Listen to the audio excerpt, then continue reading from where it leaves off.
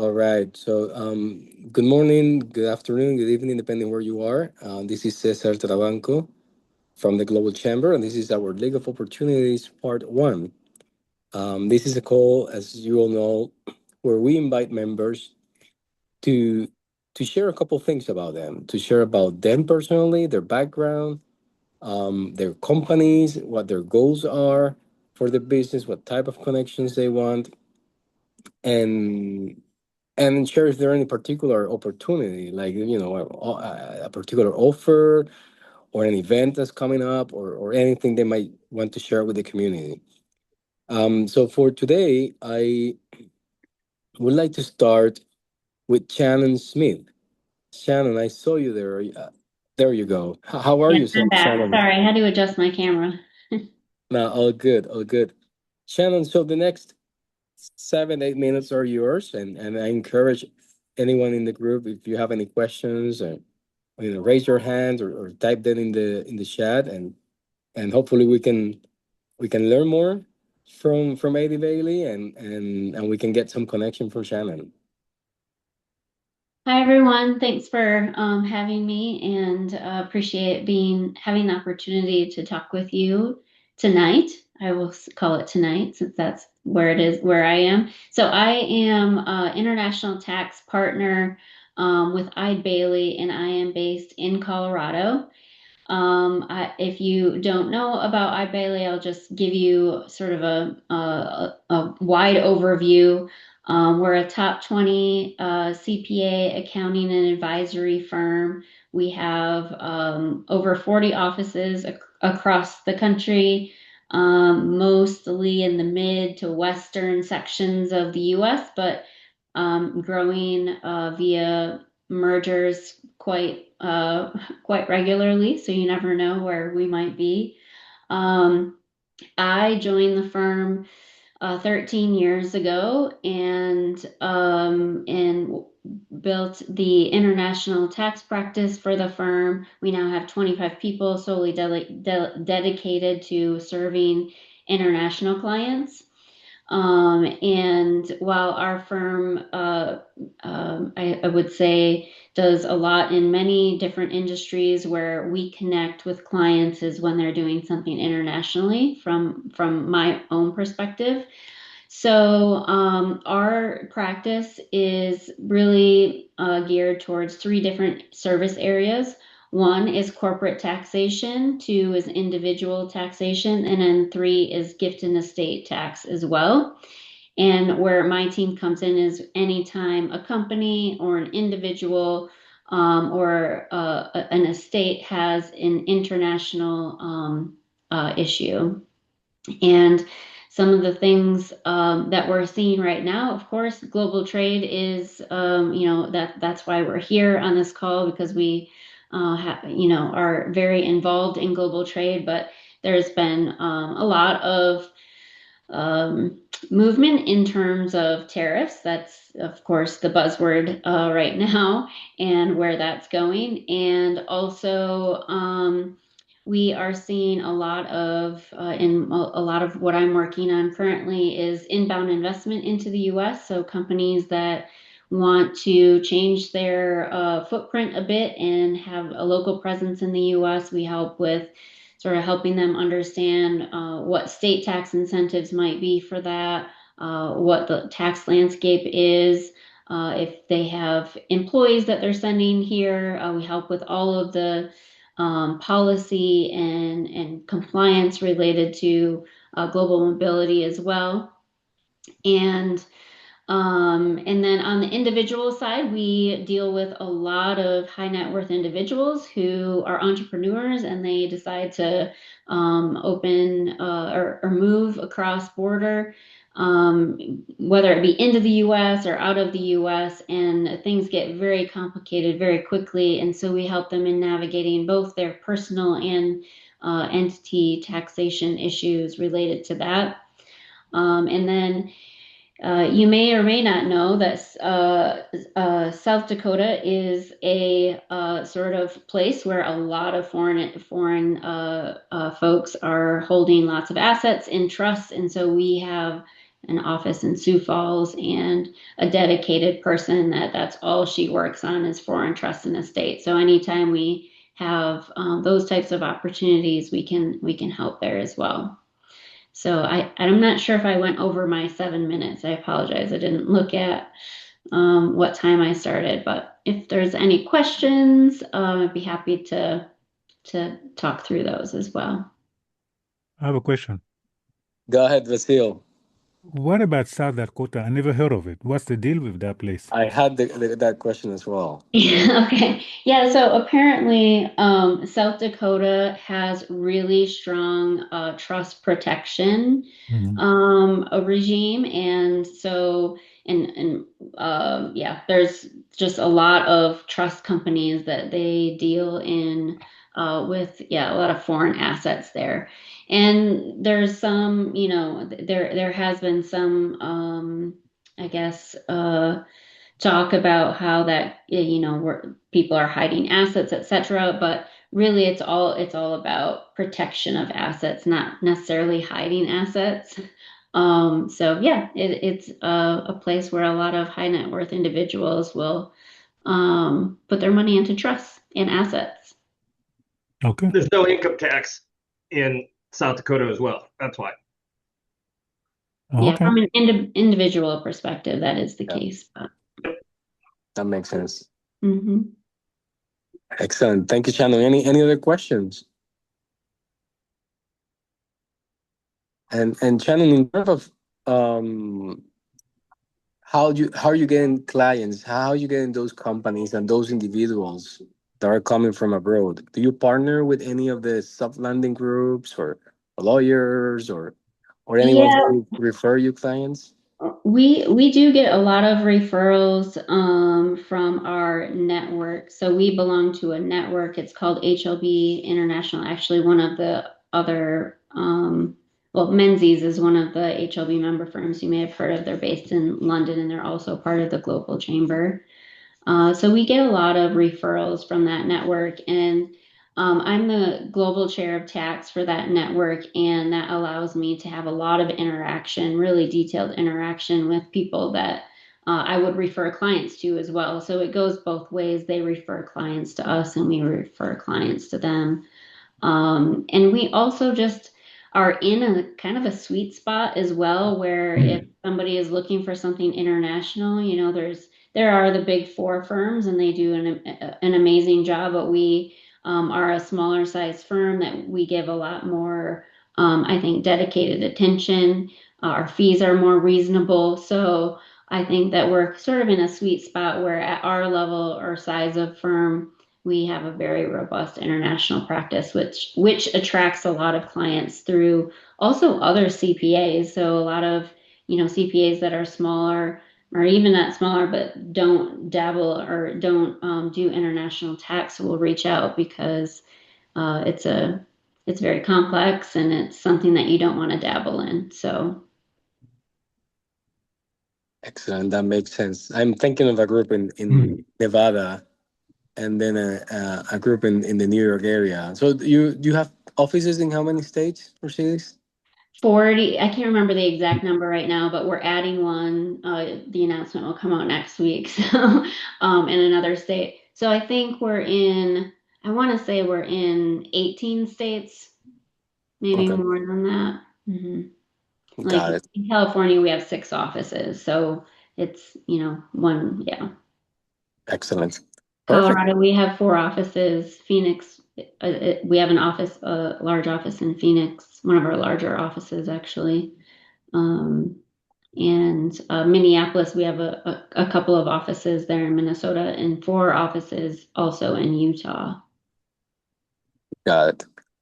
Excellent. Any other questions before we move to the next speaker? I see Emily raise her hand. Emily, welcome. Feel free to Thank you. I jump in. can't get my video on, but if I could, I'd turn it on. But I'm just wondering, do any crypto tax stuff internationally, or is it all regular tax? No, we don't do crypto. Actually, it's one of the business decisions we had to make with crypto because of insurance. Basically, it's a huge risk area, so we decided to stay out of that area. But I could refer you to somebody if you needed that. No, I just was curious whether you did or not, because that's the space that I've been operating in, and it's challenging. Yeah, it is. Yeah, we don't Yeah. do crypto and we don't do marijuana either. So that's two areas that we don't do. Okay, thank you. Mhm. I'd lower my hand if I could, but I don't know how to do that. I So don't see it there anymore, so no worries. great. Thank you. Recording in progress.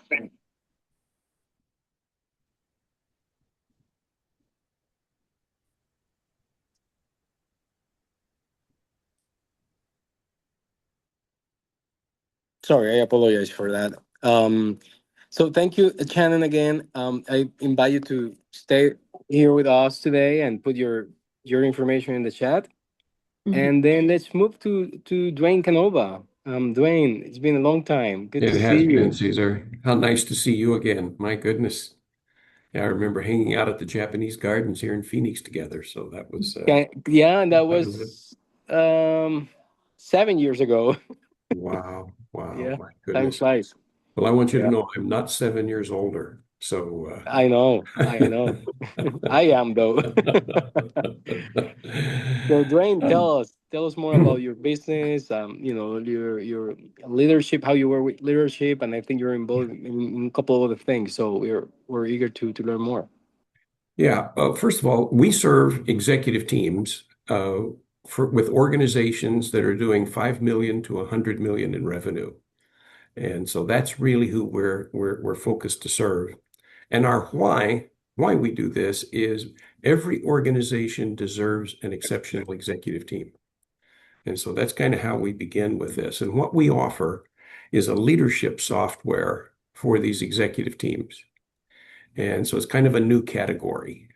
So we're having fun with that, partly because it's new. And so how we got into this is I have been building and growing companies all of my career.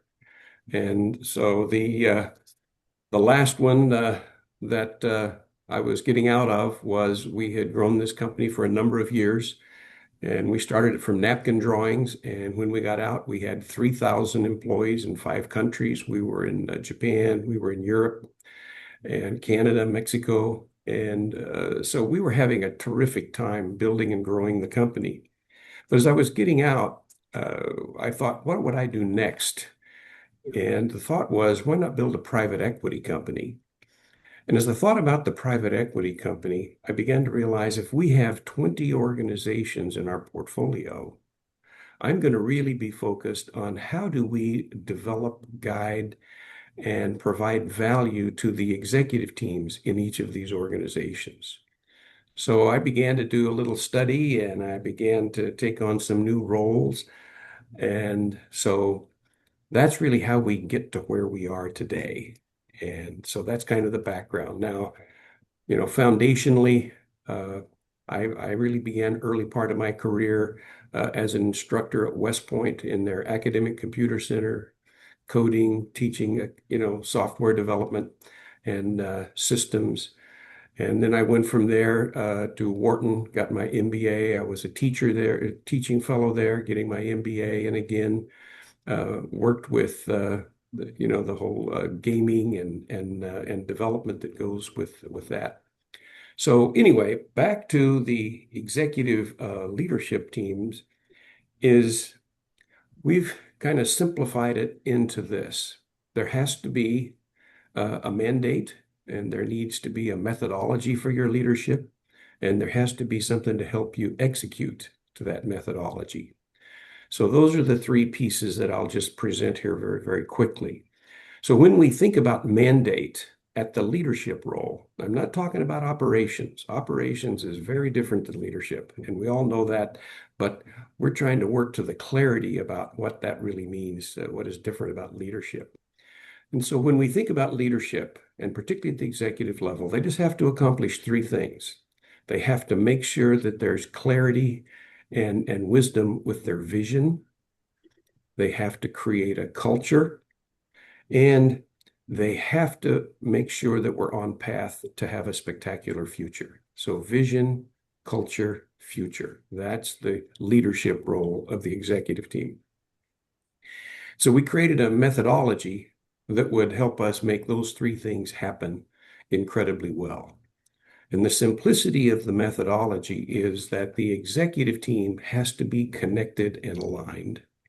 The second is there has to be clarity how we attract, engage, and grow relationships with each of our stakeholders. And stakeholders means employees, it means customers, it means vendors. And the third piece is around strategies. What are the next steps? And the fourth is the concepts and principles around reporting. Are our reports accurate, and and are they used correctly? So we've built a suite of apps, a software with 4 primary suites of apps to help us execute to that 4 pieces of the methodology. And so that's really the simplicity of what we do. We've been working at this a while. We have fun customers and working with them. And so we're just continuing to build and grow the business. We're working in certain, I'm going to call it channels, and working with different alliance groups in various verticals. And so that's really kind of where we're headed, what we're having fun with, and just exciting to get to be able to present this to you today. And I'm really eager to see what kind of questions or thoughts you have that will just add to our continuous learning process here. Thank you, Duane. Any questions or comments for Duane? And I always have, Duane, where do we find those prospect clients for you, or those alliances? You know, what's the best profile of those companies in terms of industry or locations? Yeah, we're industry agnostic because every industry has executive teams. And so we're really industry agnostic. But we look for certain profiles in terms of really people who, and we're able to find, you know, just through LinkedIn, we're able to find them. But we also work with alliance groups, with partners. For example, there are peer groups where they get together, groups of executives get together, and we're creating success stories within that part of the world.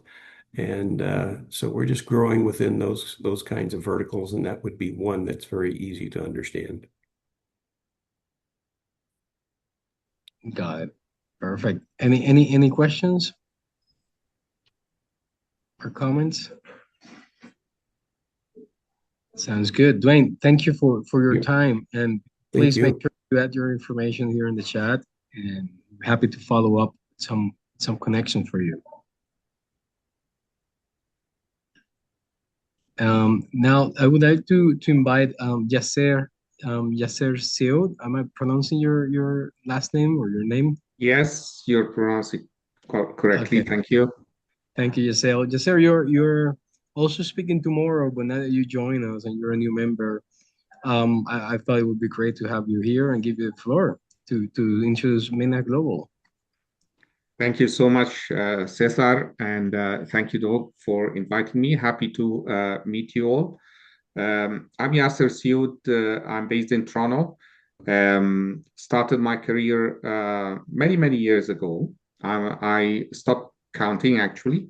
It's better for the psychology and for the motivation as you move forward. I was born in Egypt, and I started in the travel and hospitality industry.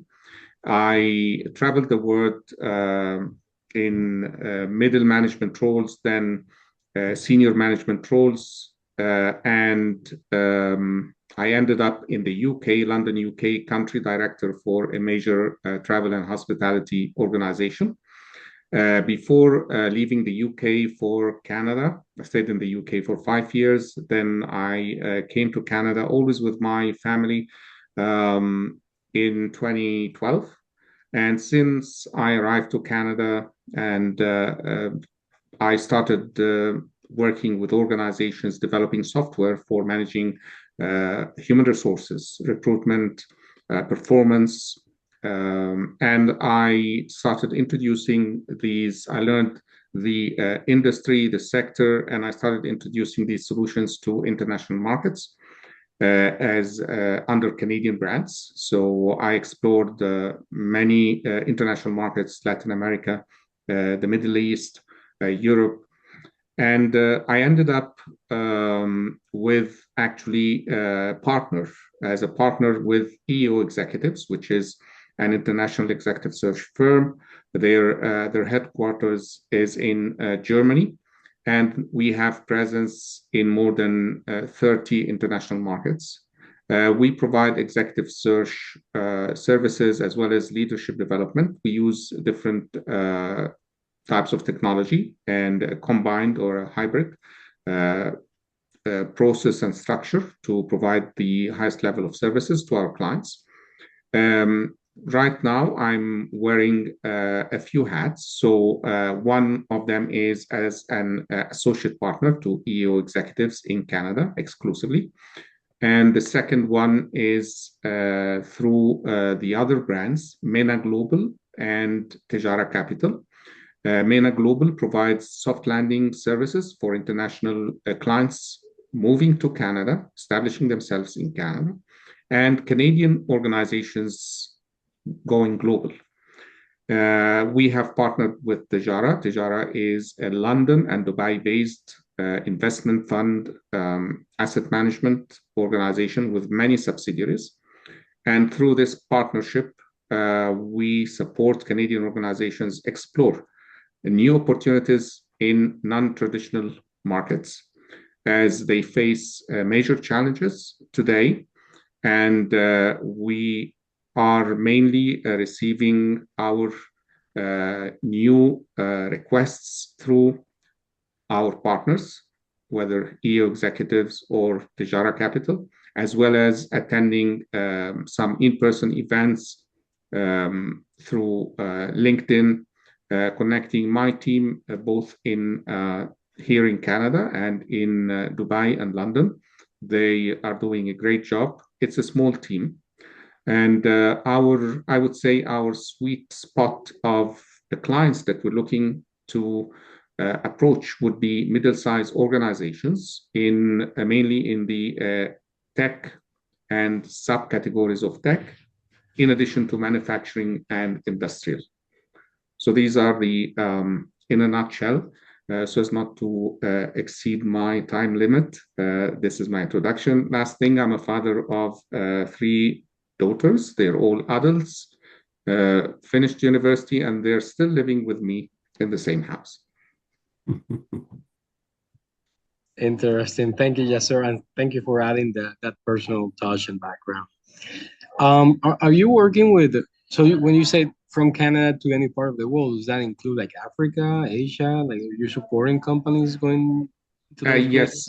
So I have been, I worked many years with Canadian organizations that wanted to explore opportunities in international markets. And I signed many agreements with major organizations in Latin America, adopting these Canadian solutions and embedding it, whether white labeling them or just adopting them as part of their tech infrastructure. And this led, every one step leads to another. So recently, through the other brand, MENA Global, I succeeded in inviting the top digital invoicing company in Mexico, which is called Compaqui. So we have just established in Canada 4 entities, and they're rebranding under a Canadian brand. Next step will be introducing this Canadian brand to international markets. So this is just an example, but yes, I've been in Latin American markets, in MENA region, especially and specifically the GCC. Excellent. Thank you, Yasser. Any questions or comments for Yasser? Anyone here that with experience in Canada or doing any sort of business in Canada? No? Okay, perfect. So thank you again, Giselle. And I'm gonna do something a little bit different today because normally we have a larger group and we have changed a little bit on the calendar invites. We're trying to use that membership form. I'm gonna make sure to put the link. I'm pretty sure many of you already have filled it out, but just in case, so we're using a different system, and that has for this month that has take our meetings to have a lower attendance because people are used to the calendar invite. So, but I'm gonna open the breakout rooms. I think it would be great for around 5-7 minutes. I'm gonna automatically create the rooms so you can have a little bit more of internal meetings, and then after that, since we are a small group, we can have and go around the room for everyone to get introduced. So be ready. I'm gonna open the rooms now. So let me just click on here. Okay, so see you in around 6 minutes.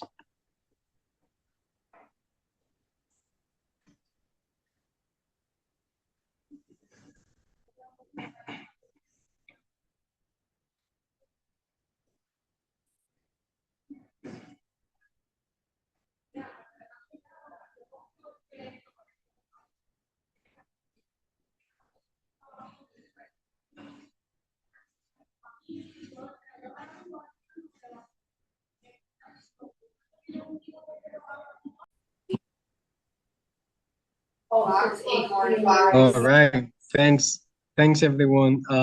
I hope you had a good time with intimate connections and conversations. So now let's go around the room and learn a little bit about the others. Roberto, I'm glad that you joined us today. Thank you, Cesar.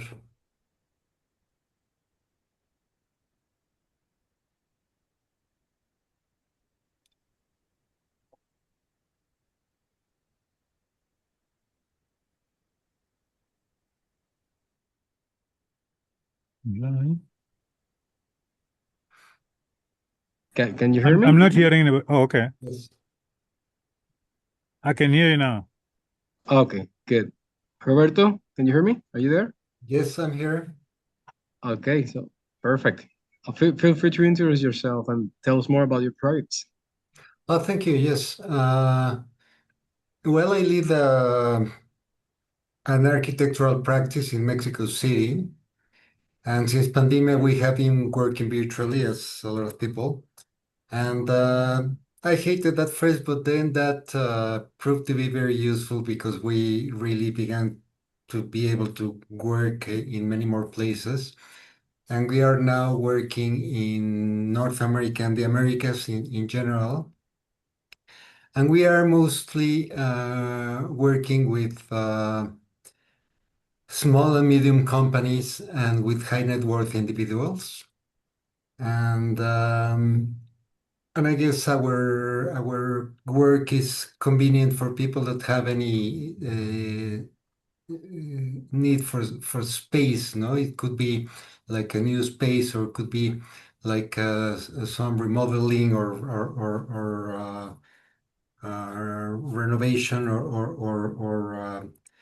or adding up to the existing premises. No, and I guess we're going through interesting times because it's changing a lot what we are seeing in architecture, and uh, and we are right now witnessing a lot of like new technologies and the use of these passive systems to be more um, ecological in our project. So I think right now it's an interesting time to just go into a project if you're thinking about that. Excellent. Roberto, I keep reading about Europeans and Americans going to Mexico City and moving there. Are you working with any of those or Is there any It's I'm working, yes, and it's crazy. Mexico City has become a very international place. And I like the evolution that the city has had because it used to be very homogeneous. And it's been like the last 10 years that it has become a really international hub. And you hear all the languages, and didn't used to be like that. And I think it's very beneficial for everybody. You know, it's like an art hub, a gastronomical hub. It's like you see, there's ton of things to do in the city, and there are beautiful green spaces. I think it's a nice time to live in Mexico City right now. Yeah, and I see Emily, and I was going to ask you, Emily, because I was sure it was you that you live half of the year in Puerto Vallarta. Oh, nice. So that's another nice place for sure. It is gorgeous, and the San Francisco Bridge behind me has nothing to do with anything, but just I mentioned, I'm in Washington, D.C. right now. I live in Naples, Florida, and Puerto Vallarta, but I'm studying Spanish. Entiendo todo, ma non hablo mucho. I speak French and Italian, but so I Yeah, can I can understand. tell. I heard the Manon. That Yeah. sound Italian. Good. Well, I Yeah, mean yeah, that's really interesting. But we And Emily, love Puerto Vallarta, and I love Mexico City. I think it's a really great city, but I'm not going to live there, but Puerto Vallarta is Emily, beautiful. Yeah. it is. It Yeah. is really. Emily, now that we have you here, tell us more about your background. What you mentioned already about working with crypto, but tell us a little bit more. Well, I've been in banking. I was managing director at Citigroup, and for a long Citibank did the merger, was at Citigroup, but I started at the International Monetary Fund, and then I was at the Treasury Department with Secretary Brady. I did the Brady debt plan. I wrote the speech for that. And then I was the first US director at the European Bank for Reconstruction and Development in London, woman, only woman there. And then I went to Citibank in London. Well, I went to training in New York, and they sent me to London to write the emerging markets corporate strategy for the board because bankers can't write. So, and then we merged with Travelers, and then did the merger between the corporate investment bank and Solomon Smith Barney. I managed that whole bit, which wasn't the purpose, but it turned out to be the most valuable piece.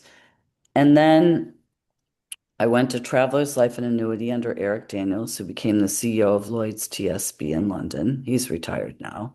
And then I was at Citigroup Asset Management in Building 7 on 9/11. So I was in the World Trade Center on 9/11, and I ran to the water because I was in front of the New York Stock Exchange when the second plane hit because the subway was late coming down. And I ran to the water and I got in a car and I got out of the city before the buildings fell. But I didn't even know what happened because New York is really high rise, right? So you can't see anything. So post that, I went back to work at Citi, and then I got asked to be on the 9/11 Commission. So I wrote Chapter 9, Heroism and Horror, interviewed all the companies in the World Trade Center. And they said, how would we be prepared for something like this? I'm like, I have no idea. So we wrote the U.S. National Standards for Emergency Preparedness for the private sector when I was on the 9/11 Commission. It was copied after the National Fire Protection Association standards for the public sector. And then I was on the U.S. team for the ISO 22301 and business continuity management standards. And then I went back to Citi, and they said, do you want to be in New York or London? I'm like, London, please.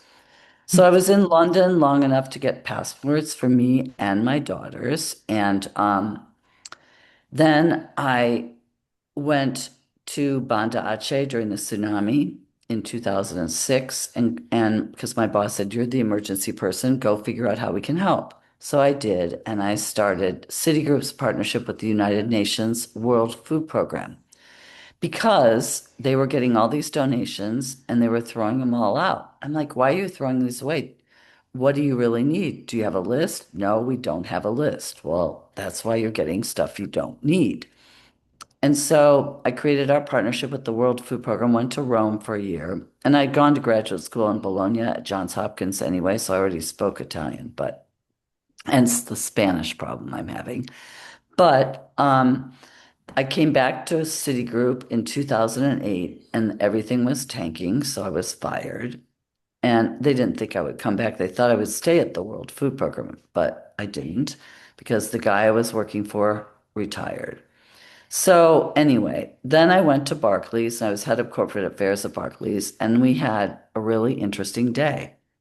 I wanted to do a full building evacuation, and I asked John Farley, who was the CEO of Barclays at the time, if we could do it. And he said, no, we can't do that. Why would we do that? Well, because we're on an island, and if something happens, we got to be able to get out. So I said, would you like to hear the Cantor Fitzgerald CEO on his last words? Because I have the tape. And he said, okay, we'll do it. Well, we didn't have the stairwells insured because we didn't own the building. So we had to go through that hoop-de-doo. By the time we walked down all the stairs of the building, we got to the bottom, our IDs did not open the door from the inside out. They only opened it from the outside in. That would have been a bad day. So that's why I practice business continuity planning for that very reason. So after that, I started my own firm, Landis & Co., and I've done capital raising, blah, blah, blah, blah, blah. And I did the iBook, which I was talking to Duane about. Instead of putting all the folders in a Dropbox and making people pull the documents out, I wrote the story in an iBook. And we handed everybody iPads and with the engraved company's name on the back, and they could open all the documents in it. But I had crafted the words around the story. It was very effective. And I, at that time, had lots of friends around the world who were in the space, and I could take them everywhere. My friends are all retired because they're all older than I am, so they're all retired. But I did that, and one of the guys I worked with on that team said, you got to learn about this blockchain stuff. It's really cool. I'm like, okay, I'll learn it. That was in 2018. And I worked for a startup for 9 months. They tanked. They did an ICO, which I knew was illegal, but whatever. And since I've been in that space since 2019, and I've spoken at Davos, at the digital part of Davos. I speak at conference webinars. If you look at my Landis & Co. page on LinkedIn, you'll see all the places I've spoken. And I talk about business continuity and resiliency planning. So that's kind of where I am at the moment. But What a background, Emily. Very interesting. Do you know Jackie Cooper by any chance? A fellow Global Chamber member in Washington, D.C.? no, it doesn't No? ring bells. No. Right. So I'm gonna make that. She's into blockchain and in the legal side, and so given that Oh, you're really? Oh, yeah, she'd be good. I do know a lot of the people in DC who are on it, but okay, I don't know. I'm gonna make that connection, and I have another person for you, but I think you two are joining the French call tomorrow, so I'm gonna see if that happens. Otherwise, I've made the connection as well. Okay. So hope to see you there tomorrow. And now just time What checking. time is the French club again? It's early, right? I'm on the That's East Coast. 9 a.m. East Coast. Okay. I don't know if I have that down or not, but I'll find it. I'll look and see. Sounds good. And now that we're speaking about French, Basile, are you going to be there tomorrow? And can you introduce yourself? I saw it. I have an appointment at 9. As soon as I finish, I'll try to jump on the call. I saw it after I booked the other appointment. No worries. Tell us a little bit more about yourself, Basile. I do nothing. I'm just kidding. No, we know how you drive a car. You went to driving school, get a driver license. What we discover is when it comes to networking, most people were left alone. They were never taught how to network. So we codify networking, turn it into a science. Now we can teach anyone how to network as easily as they drive their car so they get the exact client they want and make more money. In fact, our program was approved by George Mason University. So we teach it through George Mason University. And professionals can also take it and have it count as continuing education credit. So my name is Basil Lemba, and I'm with the BL Networking Institute. Thank you. Thank you, Basil. Now moving to Donna. Donna Smiley. Donna, you have a chance to introduce yourself? Yes, I do. Good evening, everyone. My name is Donna Smiley. I'm a commercial real estate broker in the Atlanta, Georgia market. I've been in commercial real estate for 10 years. I primarily work with Indian companies. I've had the pleasure of going to India and have a 5-year visa. I'm actually setting up a company next year in India, which I'm excited about. And I just look forward to meeting all of you. If you ever have anyone that is in need of connections and resources in the Metro Atlanta market, please let me know. I have connections at the port, connections in government here. So if you ever have an issue, I would love to be a resource. Thank you. Thank you, Donna. And I know you're being proactive there with the chapter and working with Dana and planning with steps moving forward. So thank you for that. And finally, I would like to invite Leticia, Leticia Seca. Benvinda, Leticia. Do you have a couple minutes to introduce yourself? Yes. Hi, Cesar. Obrigada. So I'm driving from Vegas and to Phoenix right now. So my apologies if I couldn't open my camera, turn on my camera. So my name is Leticia. I'm originally from Brazil, from an Italian family. So Emily, I know the difficult to speak Spanish when you learn Italian as your first or second language. I use a lot of hats. Mainly, I'm a Brazilian in California attorney. I manage a law firm that's based in San Diego and in Phoenix. We just offer service to business and business owners, especially clients that establish startups or incorporated startups in any of the states of the US, or we do also cross-border transactions. We have several companies outside the US that we retain the firm. We have a group of people along with the attorneys. We have fractional CFOs to manage cap tables and CPAs to do the calculations if there's any tax issues as well. The law firm also does M&A. We have an attorney that does registration with the SEC. So separate from managing the firm, we opened this firm as a small law firm. We opened 3 years ago. Separate from that firm, I am a board member of a company called Biteable. It's a AI coding platform for enterprises. It's like a cursor. So we are using that as an engine to develop other AI companies. One of them is our nonprofit, which is an AI app that runs in 43 countries in 13 languages. It's for people in need, a directory for them to find food and recovery opportunities, like a Yelp for people in need. And I'm also a board member of an automotive technology company that already just merged and is buying 2 other companies, just raised a couple of millions and now is growing. So I am always involved with startup technology, AI, and my main clients are in different industries, from life science, automotive, trading, and several industries. That's a little bit about me. Ciao, Emily. Piacere. You're on mute. And I love your story. Everything that you do, piacere.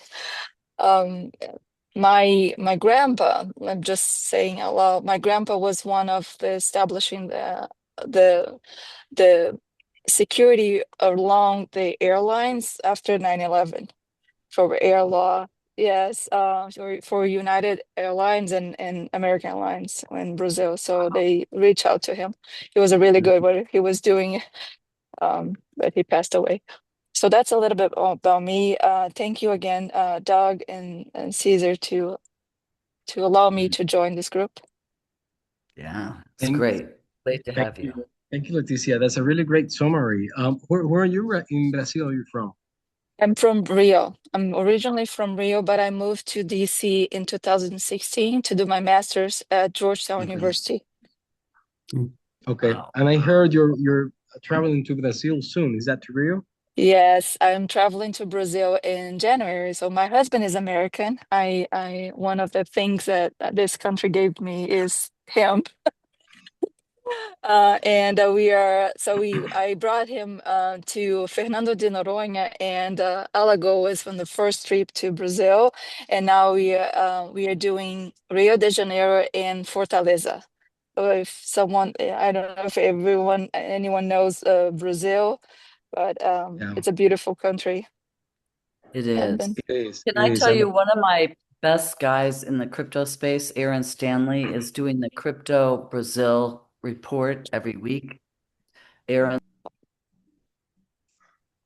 That's amazing. I really want to connect with you, Emily. I think, and each one of you, you have amazing stories and a lot of that connects with me and what we do at the firm and in the other businesses.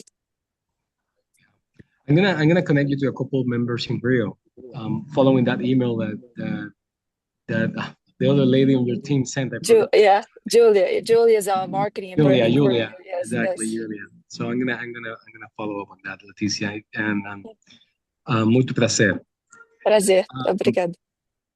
Doug, do you want to close the call today? Happy to. Great to listen. And sorry, I've been mainly listening today, and because I'm surrounded by my grandson and the barking dog, so it's been a little bit noisy.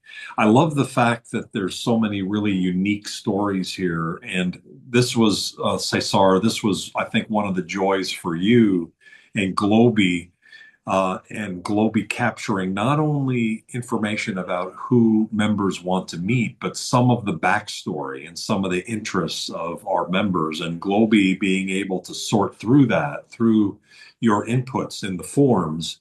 And then ultimately, I think our goal is to have conversations like this actually go in, at least some of the key words and the text of conversations like this, into your profile. It allows Globi to be more effective in connecting people. And so that's really our main focus for 2026. This year, we had 3 words that described our focus. It was gratitude, it was support, and it was scaling. So those 3 words were what drove our activities in 2025. A lot of the scaling part was our new global advisory board with Dr. Sanjeev Kagram at the helm, and he wanted us to scale global chambers. So off we went. We developed some systems. It took twice as long to do. Instead of 3 months, it took 6 months, but we're here. We're done, or mostly done. And certainly done enough to be able to do some great things for 2026. And so for 2026, we have 3 words still to be finalized. But at this point, the working words are people, value, and connecting. And so connecting people to create value, that's what we're going to be focusing in on 100% in 2026. So thank you for your support and collaboration. We're here to support you and to create value for you and your business. Back to you, Cesar. Thank you, Doug. And yes, going back to the form and Globi, I put the link in the chat in case any of you haven't filled it out yet. But there's an open square there, and I created that question with the intention of getting all this type of background information. Like Leticia is in the US, she's in California, but having this background info will help us all when maybe a member needs something in Brazil, maybe a member needs something in Rio. So that's the intention behind it. It's really get Emily, your background is very global. So getting that is very valuable because until now it's been mainly our minds, our brains kind of, yeah, I remember someone mentioned about something. So now we want to really take it to the next level, sorry. So thanks everyone. Appreciate your time. We have this event tomorrow at 11 a.m. Eastern Time, 8 a.m. Pacific. Yeah. And so if you have a chance to join us, I welcome you to learn from other members. Have a wonderful rest of your day or night, wherever you're based. Thank you. Thank you. Thank you so much. Everyone. Cheers. Bye.